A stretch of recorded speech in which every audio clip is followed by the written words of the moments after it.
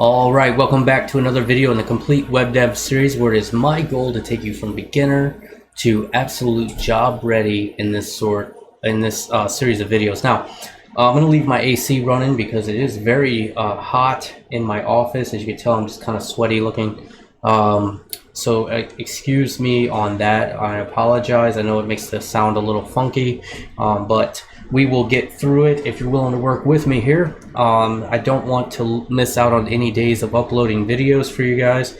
And so in order to do that, I need to make sure I can shoot videos even if it's hot. So maybe one day I'll have a better office and I can do this in a more professional way. All right, so let's go ahead and switch over to the screen. While I'm doing so, please go ahead and hit that like button there below. Leave me a comment. And if you haven't subscribed, please subscribe.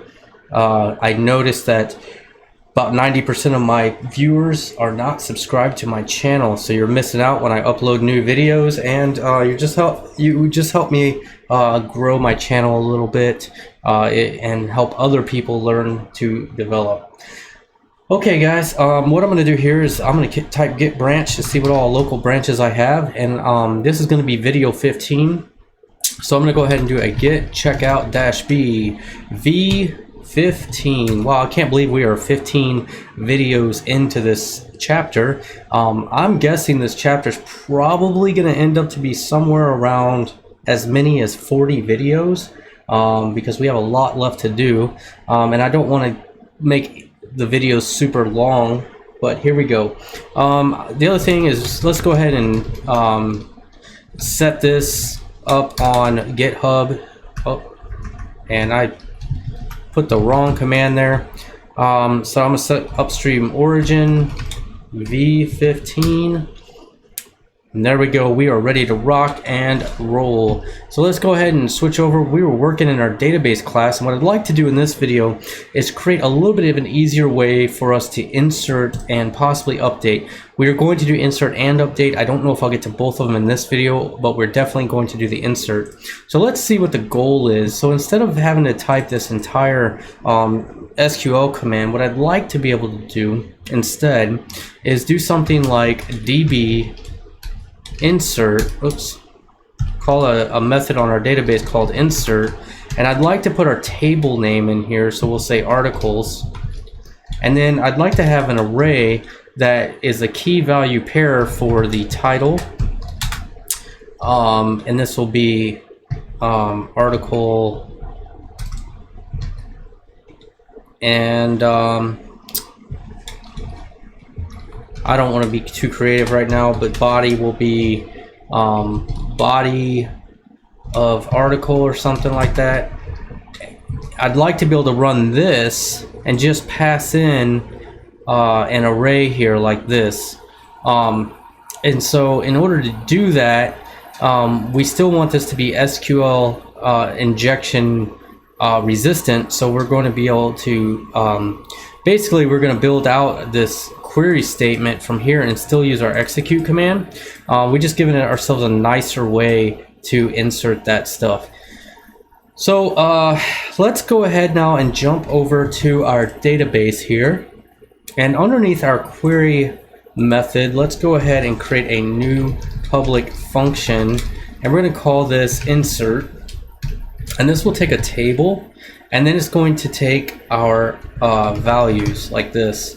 Okay, now the values are going to be the key value pair, where the key is the field name and the value of that array will be the value of that field that on the insertion. But we need to make sure that we are preparing this statement.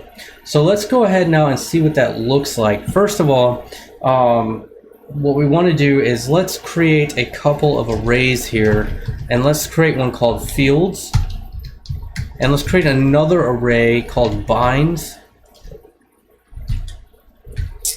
like that. And then what we're going to do is we're going to loop through these values and build quite a few things out. So for each values as key value pair, then what we're going to do is we're going to add to our fields array with this syntax here, our key, and we're going to add to our binds, oops,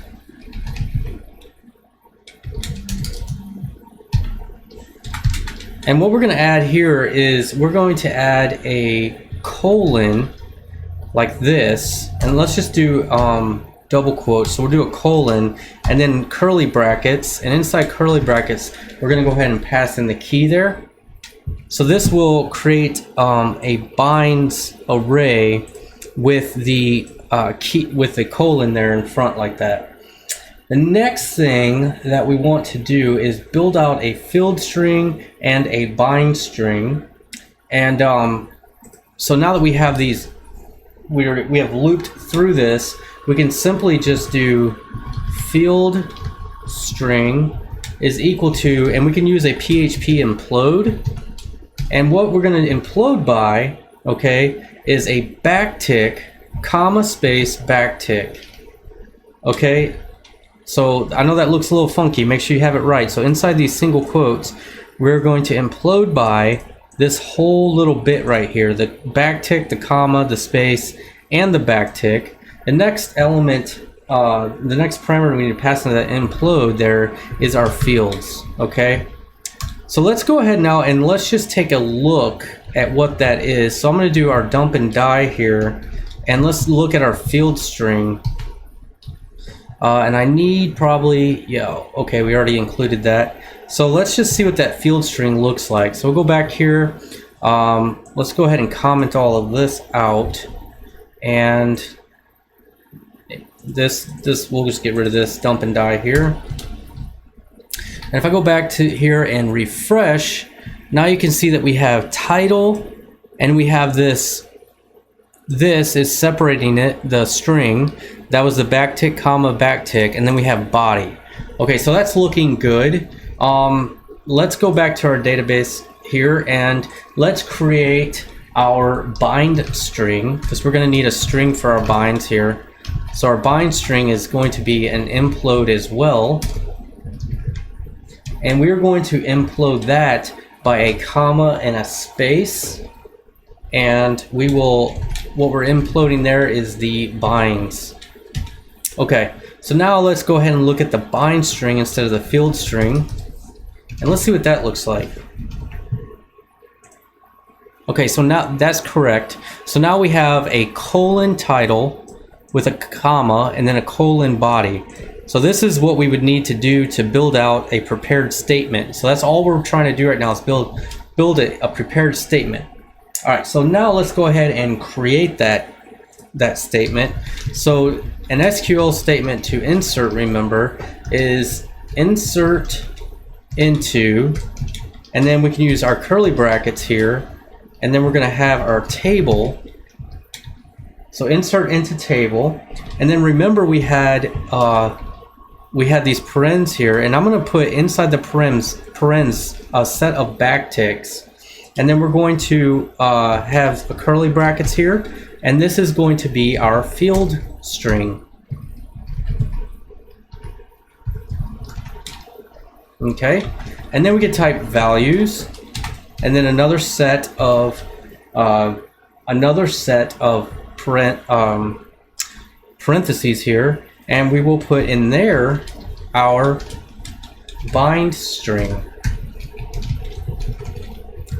Okay, so now that we've done that, let's just dump and die that SQL query, and let's go and refresh. And now we can see we get insert into articles, and then we have the fields that have our backticks, and then they're separated by commas, and then values, and our values are going to be this prepared thing right here. These are the keys for our prepared statement, and we're going to send along those values pretty easily. So the way we do that now is we can just we're going to call this execute, and we're going to pass in that SQL statement we just built, and we're going to pass down the values array from right here.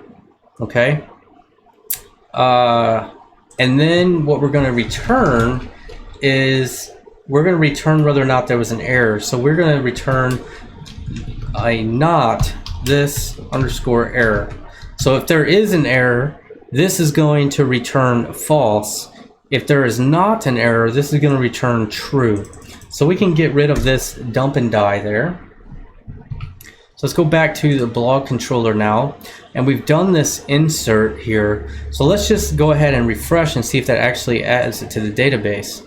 If I refresh and go back to the database and hit browse, now we have a new element down here on the bottom that's called article and body of article. I'm just gonna go ahead and check all these. Whoops, not show all. Click check all here and hit delete. And go ahead and hit yes, and that will empty out our table. Now if I go back and refresh one time, hit here, we now have a new row, and that is coming from our insert method that we just created. So basically, this is a wrapper function where we can pass in our table and our values, and we will use this method to build out the query. So we don't have to type it anywhere else. We can use something like this instead of typing out the whole query here. And I know this looks a little longer, but it's not really longer, especially because most of these line characters are going to be this this right here, which would make this almost twice as long to type out. Now, what we're going to do eventually is this is going to be this is going to be created dynamically by the inputs from forms, and we'll be able to insert things like that. So the next thing that we want to be able to do, let me see how much time we're at now. So we're only at 11 minutes. I think we have enough time to go ahead and do the update as well, which is very similar to the insert. It's maybe a little more complex. Let's go back to the DB now class, and underneath this insert, let's create a new method, and we're going to call this one update. Now this is going to take 3 parameters. This is going to take the table. It's going to take our values, and then we also need to pass in the conditions. Now the conditions are going to be, you know, you don't want to ever just update every row, so we need to be able to pass in some conditions in order to update that effectively. So let's see here.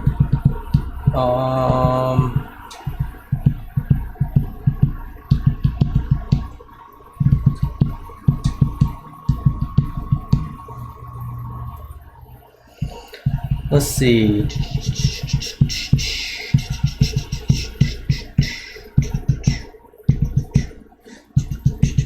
I was just looking at my reference material here. So ultimately what I'd like to be able to happen is I want to be able to do something like this where we say db update, and we're going to tell it that we want to update our articles table, and then we want to update however many different things in here. Article updated, body, body updated. We want to be able to do as much as we want there, and then what we want to be able to do here is pass in some conditions in the form of an array. So I want to be able to do something like ID, and then we pass in the ID is equal to, you know, something like, let's see, for this example, it's going to be 12. We want to pass in ID 12 there. So I only want to update this one where it matches these conditions. Now we could do other conditions here if we want.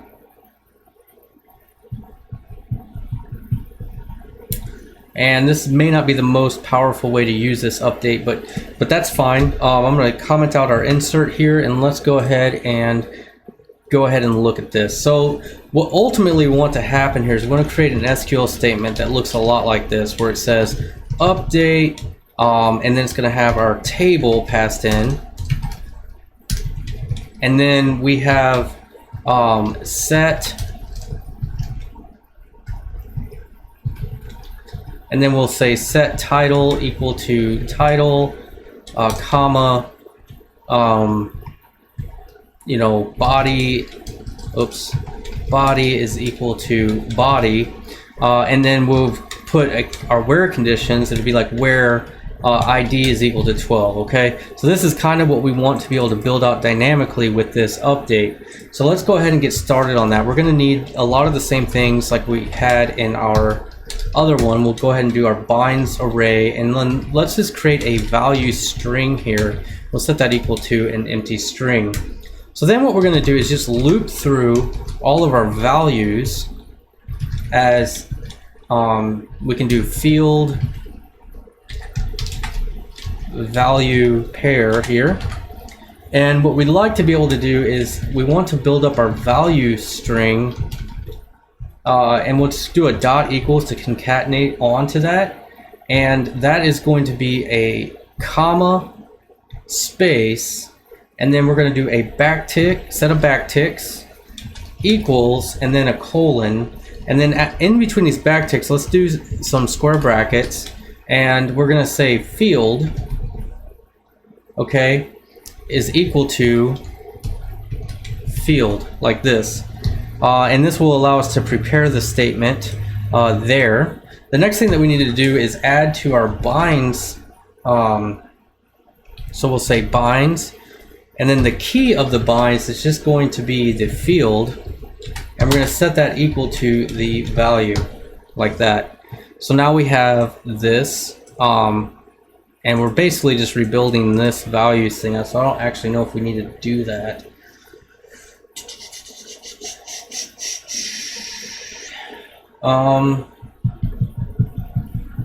I'll keep it for now, but I'm not sure we need that just yet. So after this for each, then what we want to be able to do is we're going to have an extra comma space at the beginning of this. So what we can do there is just say value string is equal to, and then we can do a left trim. And what we're going to trim off that, let me see here. Well, we're going to pass in our value string as the subject matter that we're trimming, and then we can actually tell it what we want to trim off, and we're going to trim off a comma and a space off the left side of that. Okay, and then what we're going to be able to do is start setting up our SQL statement, which we have right here. And what we want to do instead of all of this, we want to leave the update table and set, and then we're going to pass in that value string like that. So let's go ahead and see what we have here. Let's do an H dump and die, and let's dump and die that SQL statement that we have so far. So if I go back to our blog article and refresh, now it says update articles, set title equal to title, comma, body equal to body. So this is correct. This is the SQL statement that we want. So we are on the right path. Now we are not done, but we are on the right path here.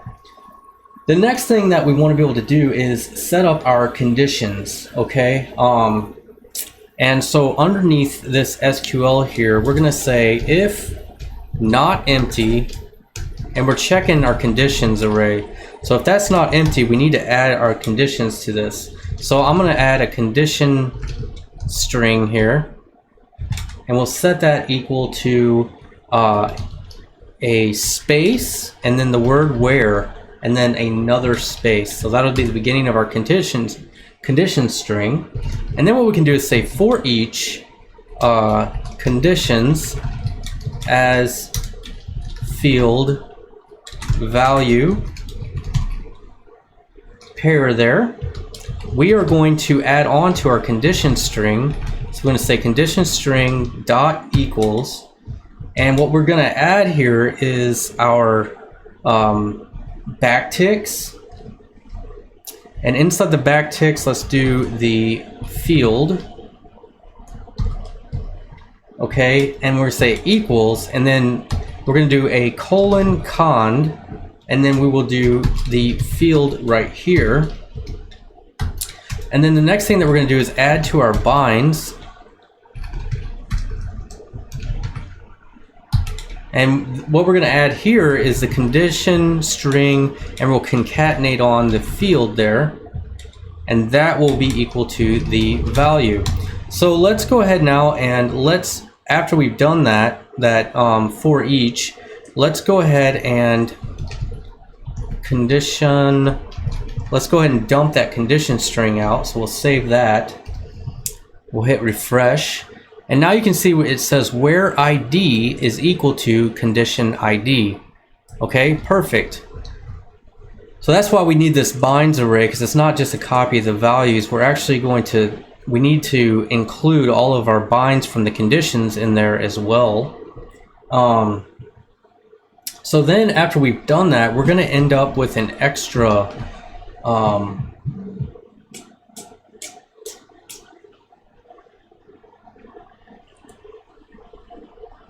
I have a little bit of a problem here. So the condition string, this would only work for one condition. So we need to have multiple conditions. So we're just going to do a space and another space.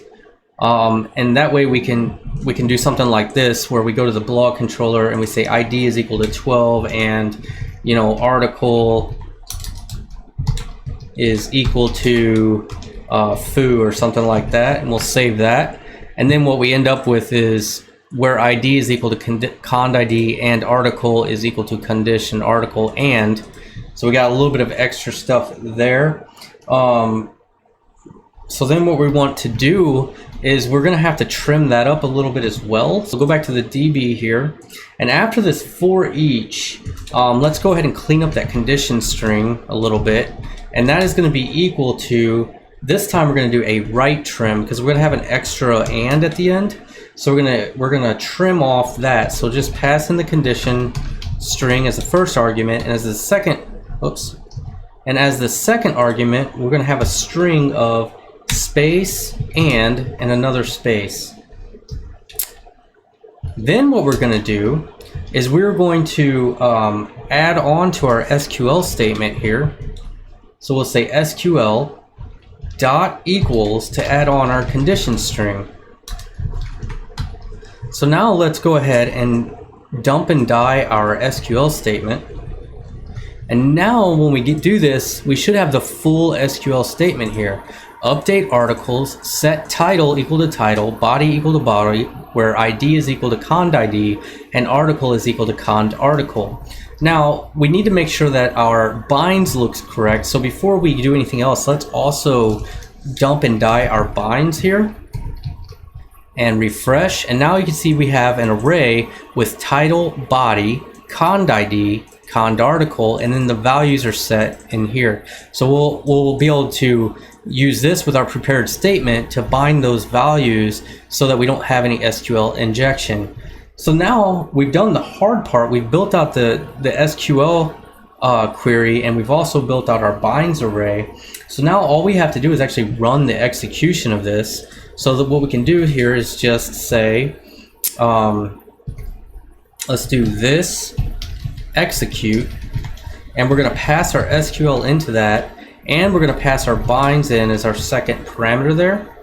And then we want to know if there's an error. So again, we're going to return the negative of this error. So if there's an error, this is going to return false. If there is not an error, this is going to return true, meaning it was successful. So we can get rid of that dump and die now. And let's go back to the blog controller, and let's just get rid of, we don't want this article equal foo here. We just want to use that ID.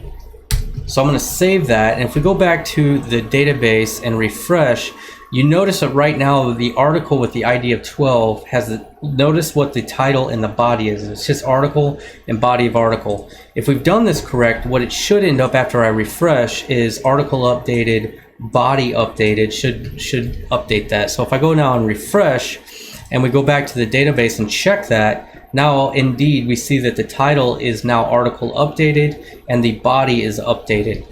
So we know that our update method is now working, and we can easily update as many or as little of our fields as we want. So now if I want to update this again, and we'll say updated just for our title, and we refresh this, and then we go back to our database and refresh there. Now the title is article updated. Kind of stupid example, but again, you can see that we can do as few fields or as many fields as we want, and we're updating whatever rows match our conditions here. In fact, what we could do is do something like this, where we say, hey, I want to update the user underscore ID, and we're going to set that equal to 1, where user ID is an empty string. We could try that. I don't know if that's actually going to work. Let's go back here and refresh. And now if we hit browse, that didn't work, and that's because that is actually null. So that is one thing this condition is not great at.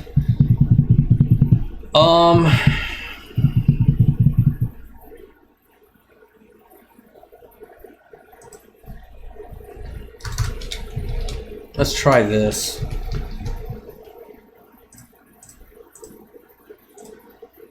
Okay, well that's just not going to work. That's okay.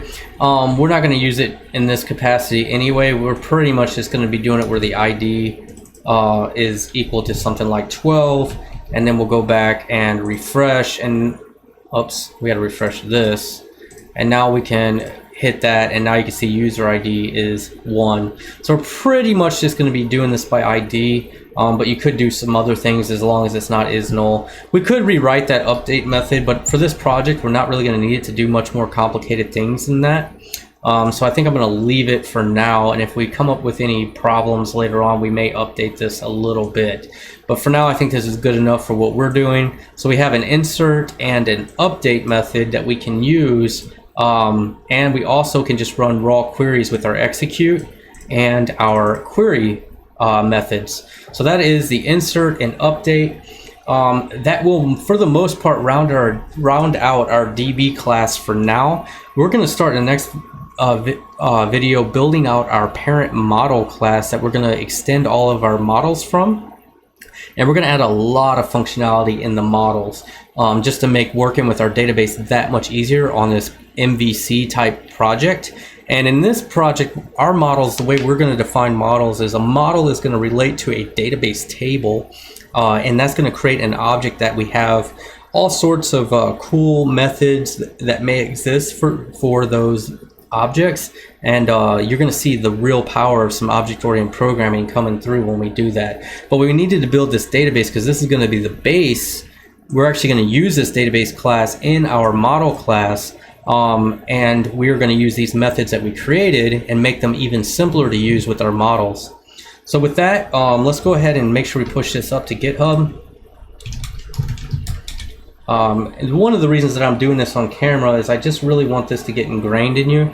I know we did a chapter on Git already, but I thought if we went through this together, you guys would be able to just, you know, through repetition, learn it a little bit better. Insert and update methods completed. And we'll do a git push here, and then I'm going to check out main, and we will git merge v15, and then we will do a git push, git status. Okay, so now I think we are good to go. I will see you guys in the next video, and we're going to get started on the probably by far the most complicated class in our thing, and that's going to be our model class, although it's not that bad. And in fact, when we start using those models, you're going to be really grateful that we took the time to build those out. All right, guys, just practice with that database class. Make sure you understand it and make sure you know how it works. And leave me a comment below if you think this is pretty cool so far. Later, guys. Peace out.